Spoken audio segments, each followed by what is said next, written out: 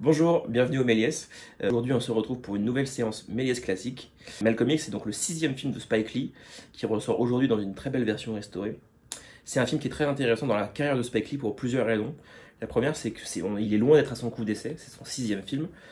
Et pourtant, ça va être un film qui va un peu marquer sa carrière et être un peu un tournant. C'est le plus gros budget qu'il a à ce moment-là, plus de 30 millions.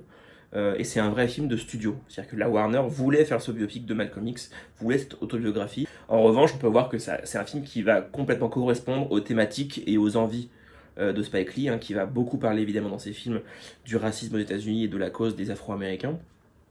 Et donc le film lui correspond parfaitement. C'est donc finalement lui qui va le réaliser.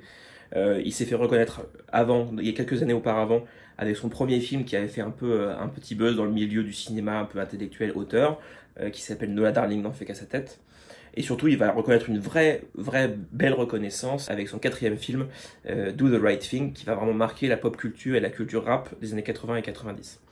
Quand il arrive sur le projet, donc Malcolm X, son ambition, c'est vraiment de faire une grande fresque de plus de 3 heures, qui va donc retracer toute la vie de Malcolm X et en embrasser toutes les contradictions, tous les côtés sombres comme les côtés positifs, ne vraiment rien cacher du personnage, et plus que s'intéresser à la figure publique, s'intéresser à l'homme derrière, à toutes ces contradictions. C'est quelqu'un qui va beaucoup chercher son identité, beaucoup changer d'identité finalement, changer de vie, entre être activiste, militant, activiste plus ou moins radical, être gangster, être une petite frappe, etc.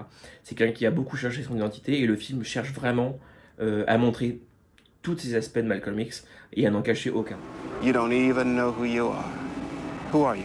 Voilà. C'est un film qui est donc très intéressant à la fois dans l'histoire des États-Unis, puisque c'est un film qui arrive dans les années 90, au moment où finalement Malcolm X est encore une figure controversée aux États-Unis.